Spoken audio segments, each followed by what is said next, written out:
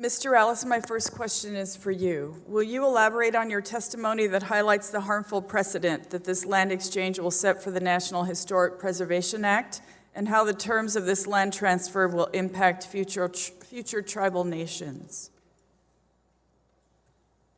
What it does is in the 11th hour, in the middle of the night, in a provision that's tucked into FY or an NDAA bill, is it contravenes the entire purpose that Congress built into the National Historic Preservation Act. It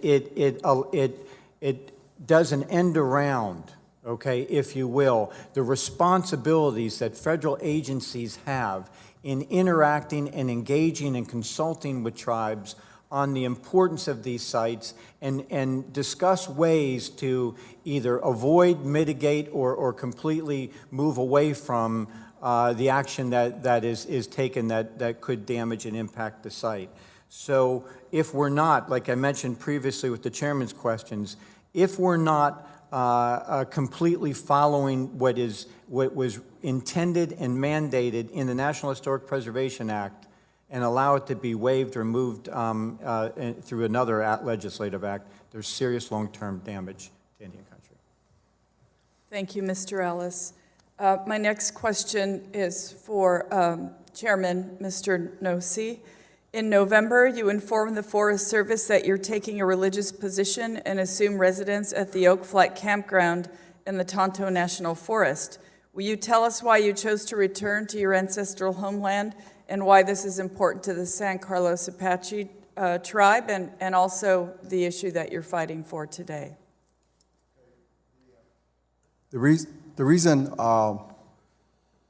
returning back to the Oak Flats was growing up and sitting on the reservation with my uncles and grandfather, and them talking about the promises that the United States made with the Apache people, and that one day we'll be able to return back, and then telling our people that these places are held in trust and protection, that once we become civilized, we'll be able to come back to these places. And so it came to a point where they were hurt, they were crying.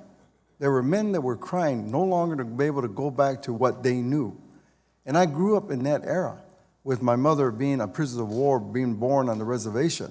So growing up and becoming a tribal leader, and knowing my responsibility as a tribal leader, that my responsibility is to protect the people and protect the environment and do the best for what could be for good for all. And I have that same trust responsibility with with the United States, that these are leaders to oversee not just us, but the people of the country. And so when all this was happening and coming to the draft EIS to show the complete ignorance yet, to leave us or put us only in 3 spots and not speak of anything, then I came here to the agency and delivered my letter that I'm returning back to Oak Flats because of their negligence, that I'm no longer going to wait for these promises to happen. I'm no longer going to wait. So I returned back and set up residence and began to take care of the place the way it should be taken care of. And that's where we found many of the things missed in this study that they did. And also the negligence on the Tonto National Forest, because they're more in cooperation with Resolution Copper than with the tribe. And so now I am there to protect and witness what is occurring so that I can explain to the American people, if this goes through, what is a death? What is a murder? Because that's actually what's happening to this holy place. Thank you very much. And Ms. Pike, first of all, how long have you been advocating, or how long have you been an activist on this issue?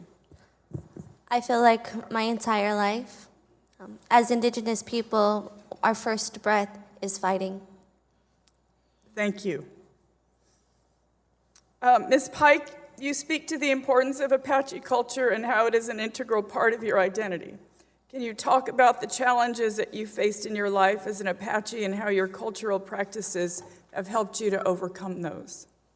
I think being here now is one of the challenges that we face as Apache people, as being Indigenous, facing the struggles of fighting for who we are, our language, our land, our resources, our future, and as a woman, having to fight to be able to bear a child and to try to teach that child, my future children, of what it is to be Apache and who it is to be Indigenous, but to take them to a fence with a crater that's 2 miles wide.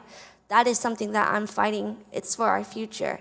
And like my sunrise ceremony, for the boys to sing and do the sweat at Oak Flat, and for me to be able to pick the acorns and the berries, that is what keeps us who we are. That is the thing, the spiritual connection to Nagusan, to our Mother Earth, to Yosin, the Creator, to Chichib Tagot Il, to Zitlan Chasian, and to all sacred sites as Indigenous people is what keeps us here today and now, as being Apache and as being Indigenous. Thank you. And Chairman, with your permission, if I could just have one more moment. First of all, I wanted to thank Reverend Barber for being here. You're always here to be a voice for underrepresented people, and I personally appreciate your presence here in this hearing room right now so very much. So thank you for coming. I also want to just mention that one of our colleagues, they sent a message saying that we should cancel this hearing because essentially the other side wasn't represented. But I just have to say that I'm sorry I wasn't here when this bill was finagled into the NDAA. I'm sorry that I didn't have a voice in Congress when it was important. And I have to say that when they do things like that, Native people, they're not heard either. That side is never heard.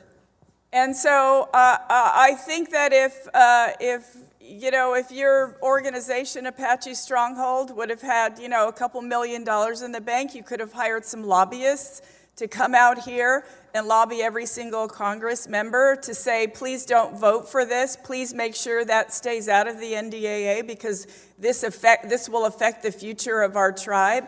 That perhaps we wouldn't even be having this hearing right now. So I want to say that regardless of what happens, we all have an obligation to stand up for underrepresented people. And definitely for Native American sacred sites that are just bulldozed, blasted. I mean, it's happening across the country. I feel like this is a repeat of a hearing we had just a couple weeks ago when sacred sites were being destroyed. So I want to just mention that and know that I feel like Native folks and their sacred sites, they have waited long enough. And this hearing is proper today. And thank you for showing up. Thank you for coming all the way out here to defend your land and to talk about what's important to you because your voice has never been heard enough. And Chairman, I yield.